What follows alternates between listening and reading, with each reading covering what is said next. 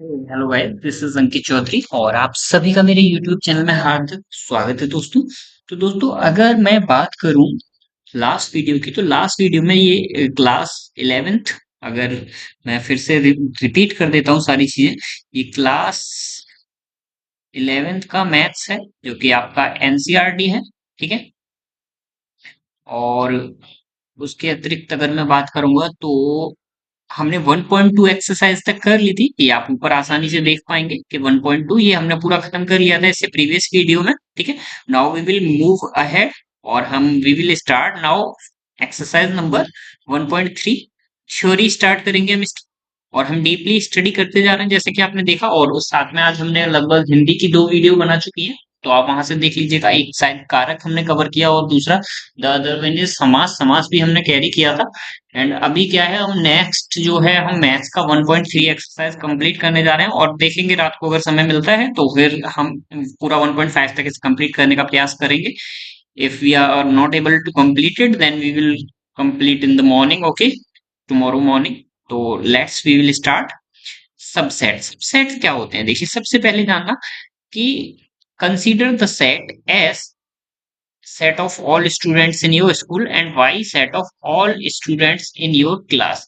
x जो है वो आपके स्कूल के सारे स्टूडेंट्स हैं और y जो है वो आपके सारे क्लास के स्टूडेंट्स हैं। तो यहाँ पे हम बोल सकते हैं कि y जो है वो सबसेट है किसका, x का। मतलब क्लास के स्टूडेंट्स जो हैं वो, अगर मैं इसी का डायग्राम बना दूं आपके लिए तो मैं ये कहूंगा कि ये हो गए आपके क्लास के स्टूडेंट्स और ये हो गए आपके स्कूल के स्टूडेंट्स। इस तरह से आपका डायग्राम बनेगा, मतलब एक सर्किल के अंदर दूसरा सर्किल, ठीक है। अब क्लास का ये फिगर हो जाएगा आपका, ये स्कूल का फिगर हो जाएगा, ठीक है। तो सबसेट वो होता है जो सारे एलिमेंट्स एक सेट में प्रेजेंट हों, वो सारे एलिमेंट्स अगर दूसरे सेट में भी प्रेजेंट है तो वो आपका सबसेट कहलाता है, ठीक है। यहाँ पे मैंने डायग्राम आपको बता दिया और नोटिफाई भी कर दिया, ठीक है। अब भी चलते हैं हम थोड़ा सा थ्योरी पे। थ्योरी पढ़ना आवश्यक नहीं होता, चीजों को समझने के लिए जानना बहुत जरूरी होता है। जैसे साइकिल, अगर आप साइकिल के बारे में ये जानते हो, ये घंटी है, ये सारी चीजें, ये सब थ्योरी है, ठीक है। और साइकिल चलाना एक प्रैक्टिकल है, ठीक है। तो थ्योरी जानना बहुत जरूरी है। जब तक आप थ्योरी बेसिक हल्की हल्की नहीं जानोगे, ज्यादा डीपली नहीं जानना, लेकिन मैं डीपली स्टडी करा रहा हूँ, ठीक है। जब तक आप थ्योरी डीपली नहीं जानोगे तब तक आप एक्सरसाइज नहीं समझ पाओगे। चलिए स्टार्ट कर दें। y is also an element of x, ठीक है। y is a subset of x and subset को डिनोट कैसे किया जाता है, the symbol this stands for is subset of, ठीक है। इस सिंबल से डिनोट किया जाता है, ठीक है। चलिए अब आगे बढ़ते हैं। A set, A set A set to be subset of B B. ये किसी सेट को हम बी का सबसेट तभी कहेंगे जब ए के सारे एलिमेंट्स, ए के जितने भी एलिमेंट्स हैं वो किस में मिलेंगे, बी में मिलेंगे, ठीक है। इन अदर वर्ड्स, दूसरी भाषा में हम क्या कहेंगे दोस्तों, A is a subset of B if whenever A belongs to A then A belongs to B, ठीक है। अगर ए हमारा जो है ए से बिलोंग कर रहा है तो ए हमारा बी से भी बिलोंग करना चाहिए, तभी वो क्या कहलाएगा, सबसेट कहलाएगा, ठीक है। इम्प्लाइज डेट का ये साइन होता है इम्प्लाइज डेट का, ठीक है। ये तो हम, ये सारी चीजें हम क्लास, आई थिंक हमने नाइन्थ में भी पढ़ी है। ये नाइन्थ में अभी मैंने पढ़ाया नहीं है आपको, लेकिन ये चीजें मैंने नाइन्थ में पढ़ी हुई है, मैंने बच्चों को पढ़ाई है तो मुझे याद है। और पढ़ाई भी कब है मैं आपको बता दूं, 2014 से 18 के बीच में पढ़ाई है मैंने, जब I was a tuition teacher, okay. तो चलिए अभी आगे स्टार्ट करते हैं।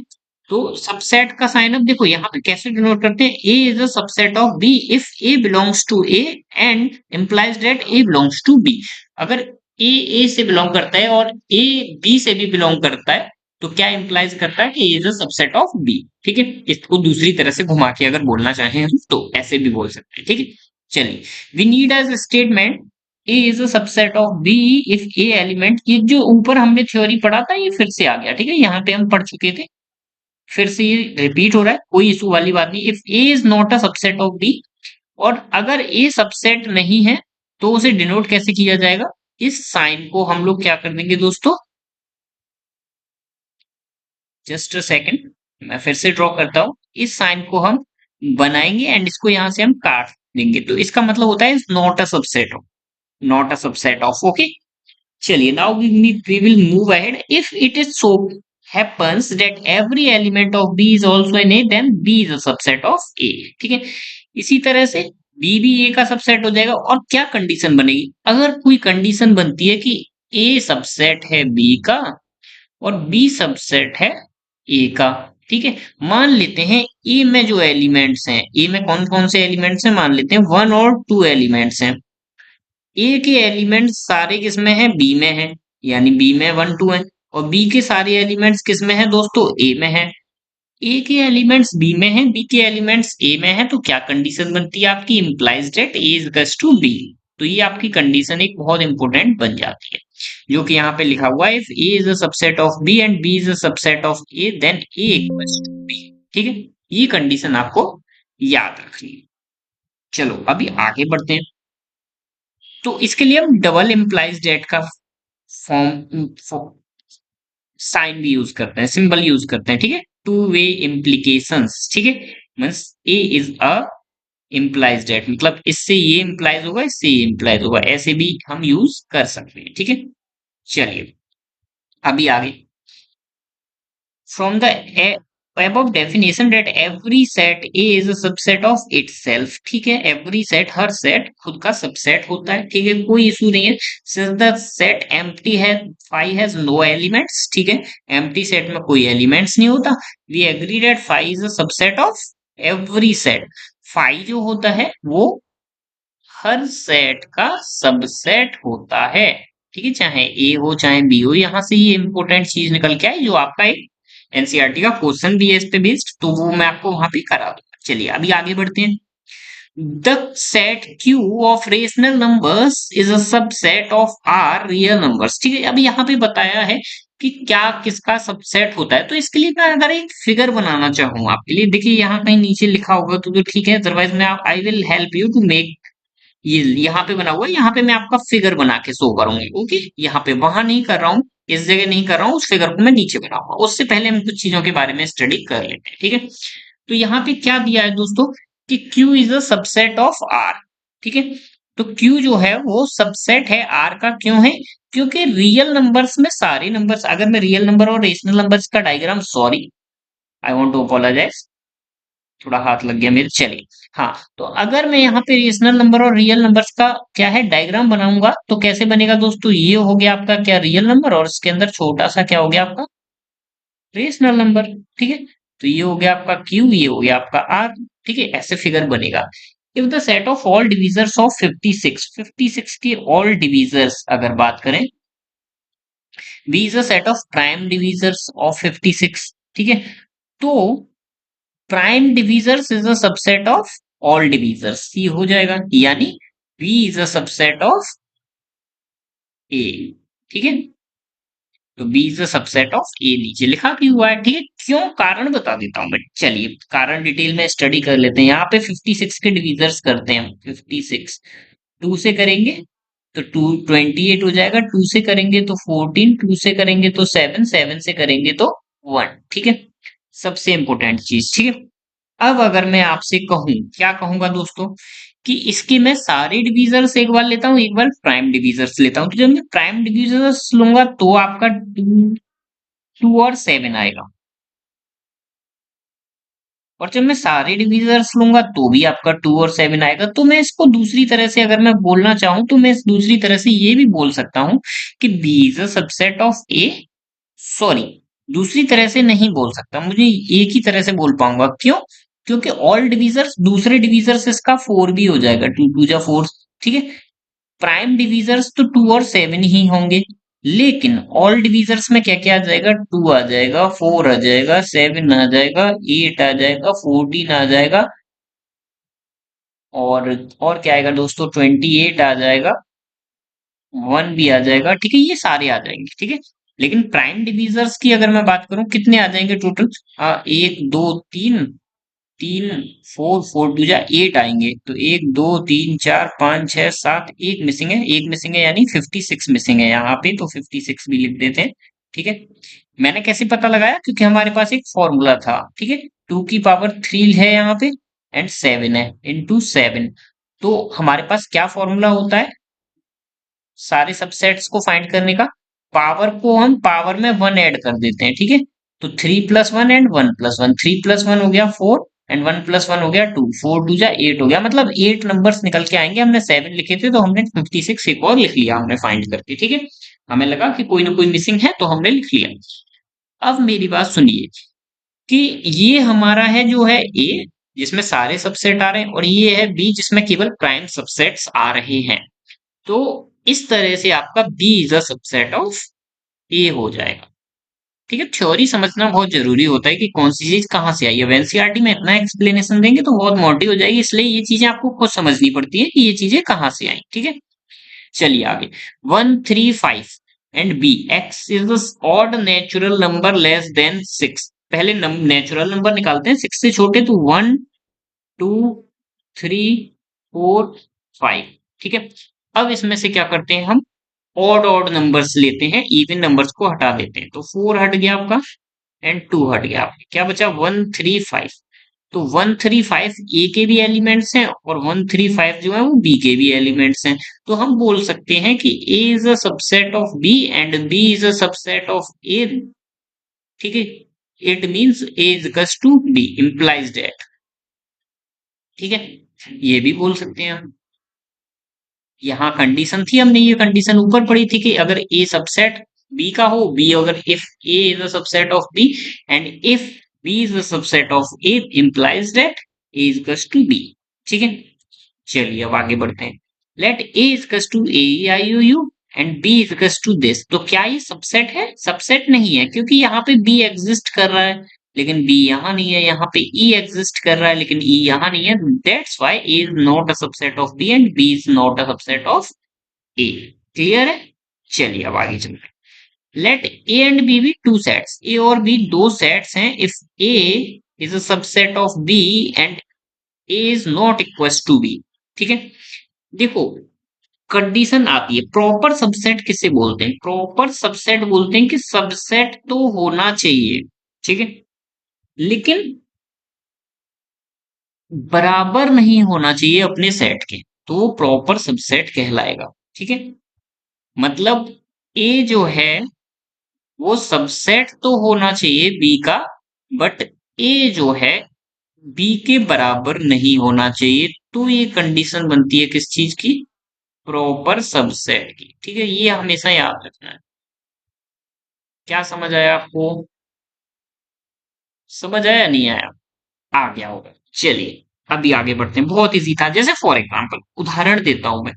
जैसे मान लेते हैं, जैसे यहाँ पे कोई सेट दे रखा है ए जिसमें 1 2 3 आ रहा है और बी दे रखा है 1 2 3 4 आ रहा है। तो ये क्या है? इसका सबसेट है। लेकिन अगर मैं यहाँ पे 4 ऐड कर देता हूँ, ए में मैं 4 ऐड कर देता हूँ, अगर मैं 4 ऐड करूंगा तो ये सबसेट नहीं कहलाएगा, ये प्रॉपर सबसेट नहीं कहलाएगा। सबसेट तो कहलाएगा लेकिन we will not call it proper subset. तो ये सबसेट ही रह जाएगा, ठीक है। If A is has only one element, we call it a singleton set।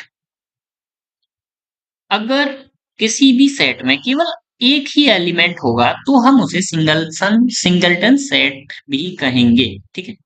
Important चीज है, याद रखना है थोड़ा सा, ठीक है। नीचे इसके ऊपर क्वेश्चन नहीं बट याद रखना है, छोटी छोटी डेफिनेशन है बस। कौन सा डेफिनेशन हमें लिखनी है? सिंगल, सिंगल मतलब एक, ठीक है।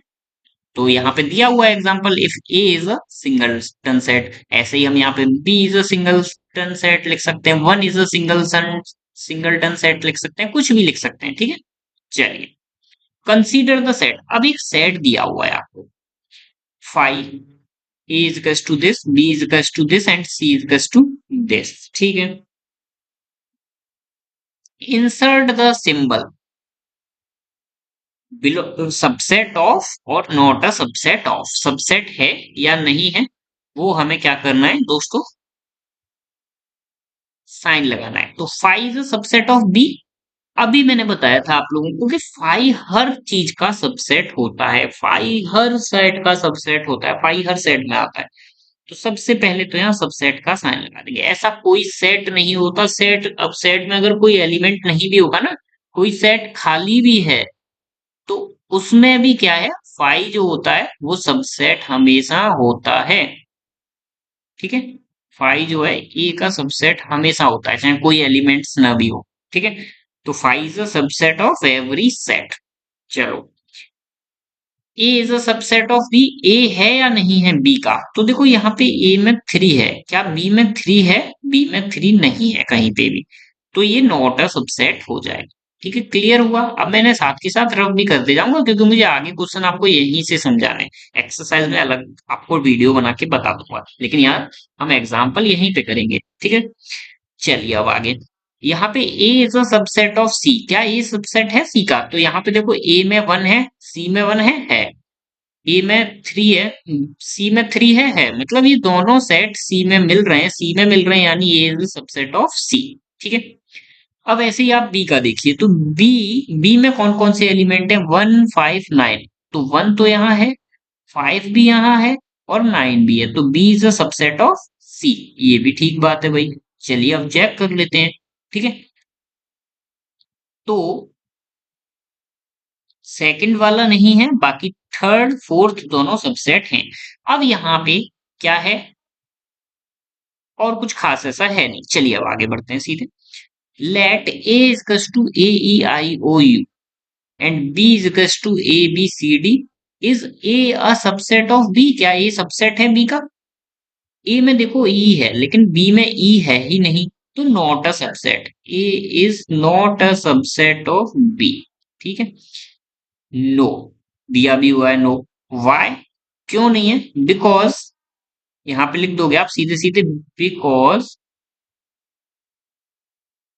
ई belongs to A but E doesn't belongs to B. कि ई जो है ए से तो बिलोंग करता है, लेकिन ई जो है आपका बी से बिलोंग नहीं करता है। Is B a subset of A?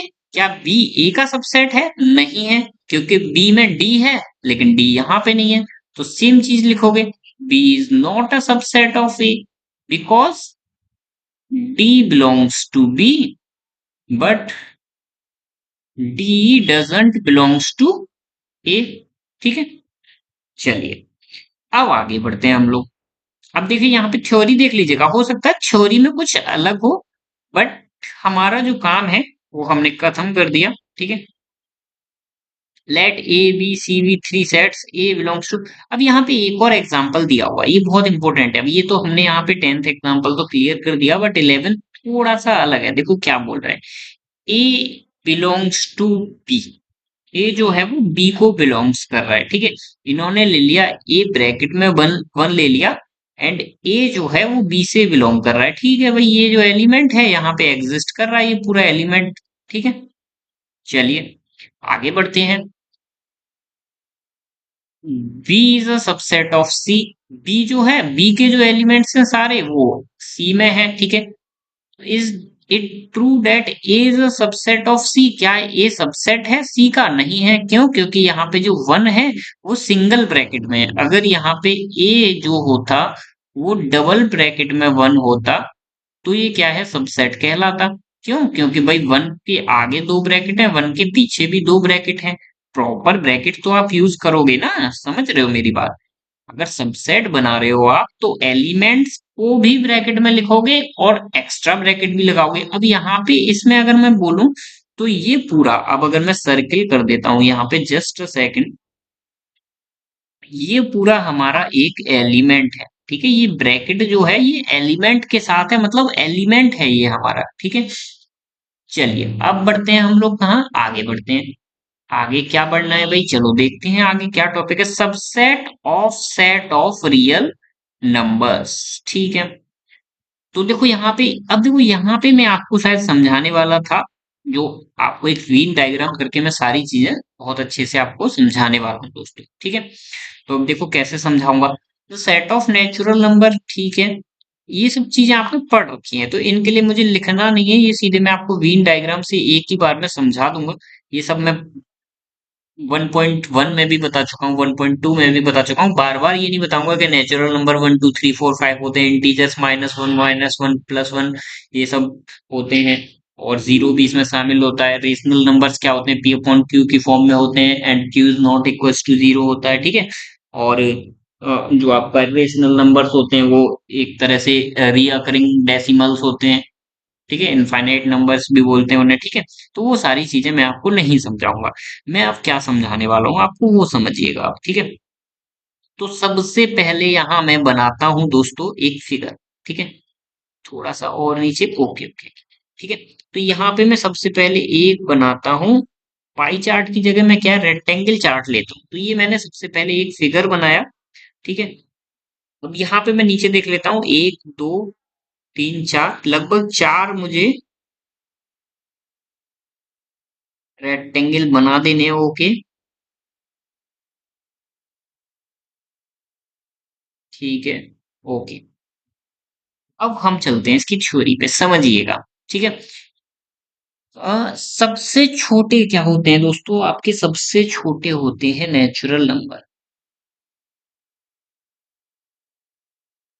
ठीक है, जो कि वन से स्टार्ट होते हैं। उसके बाद आ जाता है आपका होल नंबर्स।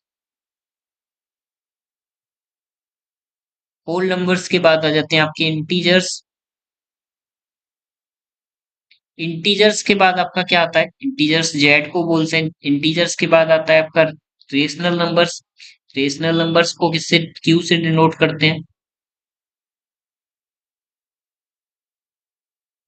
एंड उसके बाद आते हैं आपके रियल नंबर्स। एंड एक फिगर और रह गया इसमें जो मैं अलग से बनाऊंगा यहाँ पे, जो कि आपको मैं दूसरे कलर से बना दूंगा, इधर आ गया, ठीक है। ये क्या है भाई, तो ये हमारा हो गया क्या, इसी पेन से लिखता हूँ, ये हो गया हमारा क्या, रेशनल नंबर।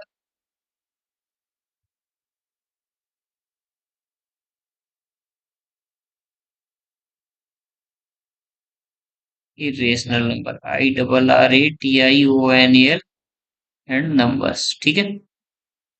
अब क्लियर हुआ आपको। अब थोड़ा सा समझिएगा, अब मैं क्या बोलने जा रहा हूँ वो सारी चीजें आप समझिएगा बड़े ध्यान से, ठीक है। कि यहां से आपको क्या पता चल रहा है कि नेचुरल नंबर जो है आपका सबसेट है किसका, होल नंबर्स का। होल नंबर्स जो है सबसेट हैं आपके इंटीजर्स। इंटीजर्स को जेड से डिनोट करते हैं, मैं सबके सिंबल लिख दे रहा हूँ, ठीक है। रेशनल नंबर को क्यू से, रियल नंबर्स को आर से, इरेशनल नंबर को शायद टी से डिनोट करते हैं शायद।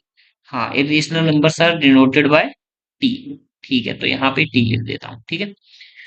तो N W C Z, Z is a subset of Q, Q is a subset of R, and T is a subset of R, बस, ठीक है। अब यहां से आप समझ जाइए सारी चीजें, ठीक है। कि ये इसका सबसेट है, ये इसका सबसेट है, ये इंटीजर्स रेशनल नंबर का सबसेट है, रेशनल नंबर रियल नंबर्स का सबसेट है, एंड रियल नंबर का एक और सबसेट है जो है आप, यानी इस फिगर को मैं एक और टोटल कंप्लीट फिगर में क्लोज कर सकता हूँ। यानी यहां से मैं ड्रॉ करूंगा एक फिगर ऐसा जिसमें ये सारे नंबर सारे होंगे और इरेशनल नंबर भी आ जाएंगे। ये होता है आपका रियल नंबर, ठीक है। चलिए अब बढ़ते हैं आगे।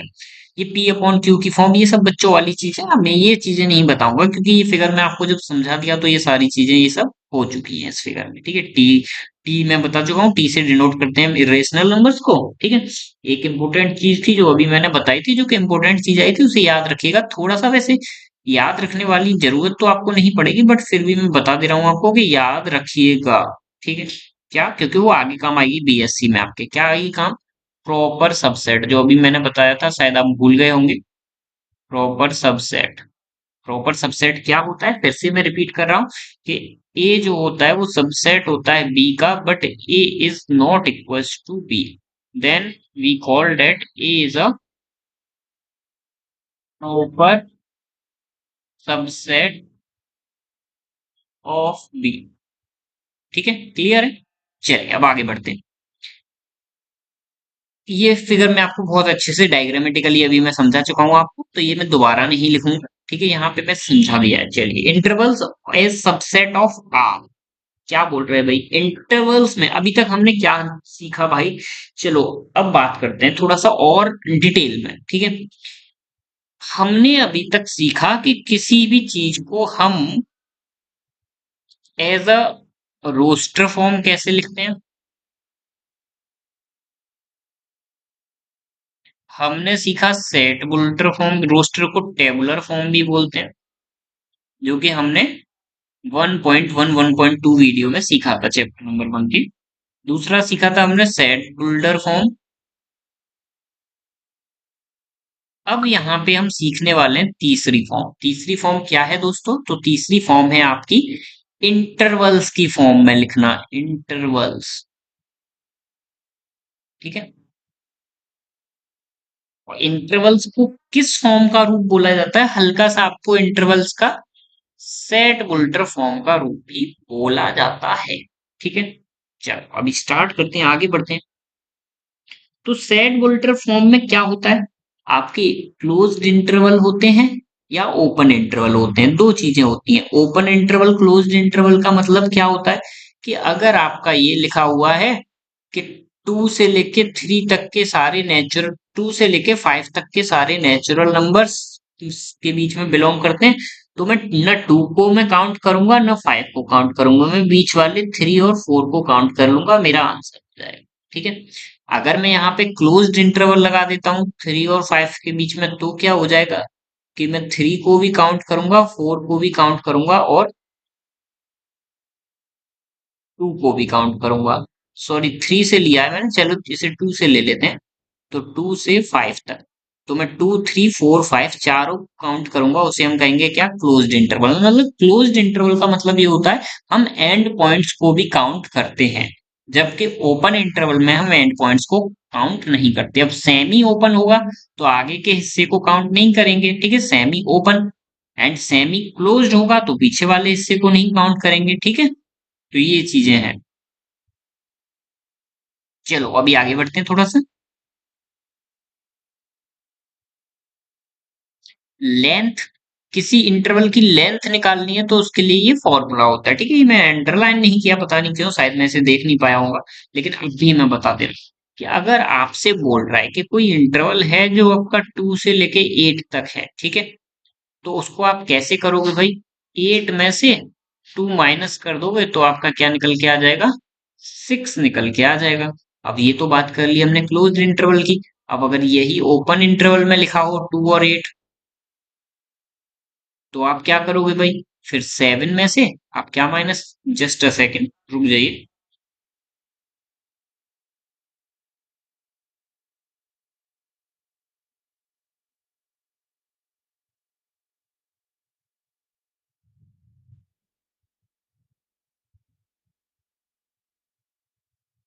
जस्ट अ सेकेंड, मेरा थोड़ा सा काफी डाउट बढ़ गया है, इस चीज को मैं आपको क्वेश्चन में ही कराऊंगा क्योंकि मुझे थोड़ा सा देखना पड़ेगा दोस्तों। ठीक है।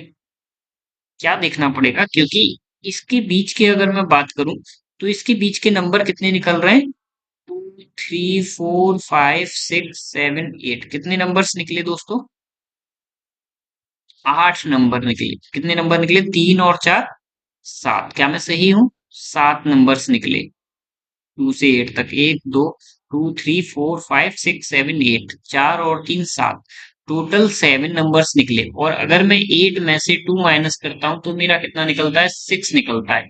तो यहाँ पे थोड़ा सा आंसर हमारा मिस्टेक आ रहा है, तो मुझे थोड़ा सा डीपली स्टडी करना पड़ेगा। मैं इस टॉपिक को क्लियर कर लूंगा एंड उसके बाद में नेक्स्ट वीडियो में जब मैं एक्सरसाइज स्टार्ट करूंगा वहां पे ये टॉपिक बता दूंगा, क्योंकि वहां पे कुछ क्वेश्चंस आएंगे, वहां पे मैं आपको क्लियर कर दूंगा। बट मुझे इतना पता है कि मैं ये फॉर्मूला ठीक यूज कर रहा हूँ, बट मुझे ये नहीं समझ आ रहा कि ये इसके इक्वल क्यों नहीं आ रहा है। ठीक है। तो इस पे मैं थोड़ा सा अपना RD शर्मा से देख लूंगा। अगर आप चाहें तो मैं अभी भी देख सकता हूँ, कोई इशू नहीं है, लेकिन जस्ट अ सेकंड, थोड़ी देर रुक जाइए, उसके बाद देख लेंगे, खत्म कर देते हैं।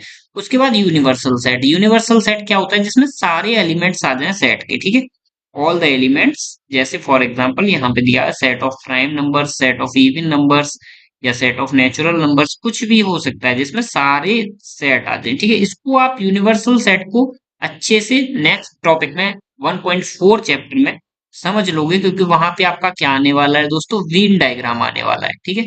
वहां पे आपका ये टॉपिक क्लियर हो जाएगा। और इस चैप्टर में इससे कोई शायद क्वेश्चन मुश्किल ही होगा, नेक्स्ट चैप्टर में बहुत सारे क्वेश्चन मिलेंगे, तो इस टॉपिक को मैं वहां आपका क्लियर कर दूंगा। ठीक है। अभी मैं बात करूंगा केवल इस टॉपिक की। ठीक है। तो इस टॉपिक को क्लियर करने के लिए मैं थोड़ा सा चलता हूँ RD शर्मा की ओर, तो मैं इसको क्लोज करता हूँ। मैं टॉपिक आपका क्लियर जरूर करूंगा भाई, मैं छोड़ूंगा नहीं। तो चलिए हम चलते हैं थोड़ा सा RD शर्मा की बुक की ओर।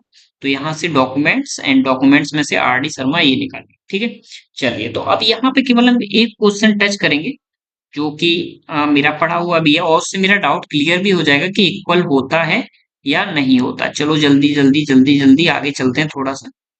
चलिए यहाँ आ चुके हैं हम। क्या यहाँ पे क्वेश्चन है? यहाँ पे भी नहीं है। थोड़ा सा और आगे ये रहा। चलिए देखो यहाँ पे क्या बोल रहा है। राइट, वैसे एग्जाम्पल में आ जाए तो मैं आपको एग्जाम्पल में समझा देता एनसीईआरटी में भी, बट मुझे अभी क्लियर करना था अपना भी डाउट आपका भी डाउट। ठीक है, तो यहाँ से देखिए सबसे इंपॉर्टेंट चीज, यहाँ पे मेरा पेन काम नहीं करेगा दोस्तों।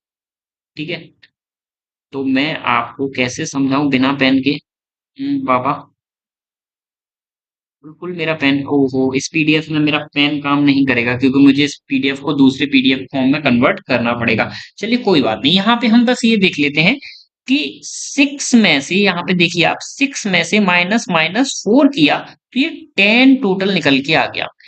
क्या मेरे -4 से 6 के बीच में 10 एलिमेंट्स हैं? चलिए देख लेते हैं। -3, -2, -1, 0, 1, 2, 3, 4, 5, 6, यस 10 एलिमेंट्स हैं। चलो ठीक है, आगे बढ़ते हैं। क्या -10 और -12 के बीच में 2 एलिमेंट्स हैं? चलिए देख लेते हैं। -12 से, -12 को काउंट नहीं करना है, क्यों? क्योंकि वो ओपन इंटरवल है। तो -11 और -10 को भी काउंट नहीं करना, तो एक एलिमेंट आया। क्या एक एलिमेंट दो के इक्वल है? नहीं है। तो मतलब कहने का ये है कि आपके number of elements length length का आपके नंबर ऑफ एलिमेंट्स से कोई रिलेशन नहीं होता। ये चीज, ये डाउट आप अपना क्लियर कर दीजिएगा। ठीक है, कहीं कहीं पे इक्वल है, कहीं कहीं पे नहीं भी है। जैसे फॉर एग्जांपल अगर मैं यहाँ की बात करूंगा तो यहाँ पे 3 और 4 दो एलिमेंट निकल के आए। ठीक है, और यहाँ पे क्या है आपका 4 में से 3 गया तो 1, यहाँ पे 1 एलिमेंट निकल आया। तो 2 और 1 बराबर तो नहीं होते, नहीं होते तो यहाँ पे इक्वल नहीं है। तो इक्वल हो भी सकता है, नहीं भी हो सकता है। यही मेरा डाउट था कि हमेशा इक्वल लेंथ जो है वो नंबर ऑफ एलिमेंट्स के इक्वल निकलेगा या नहीं निकलेगा। अब हम चलते हैं अपने वापस।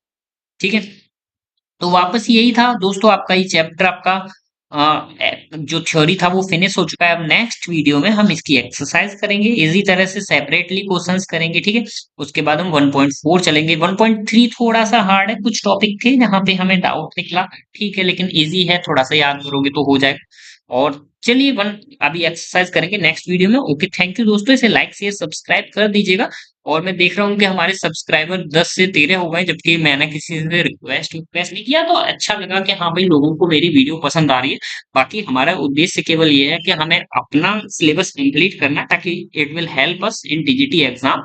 ठीक है, ओके थैंक यू दोस्तों, मैं ये वीडियो क्लोज कर रहा हूँ।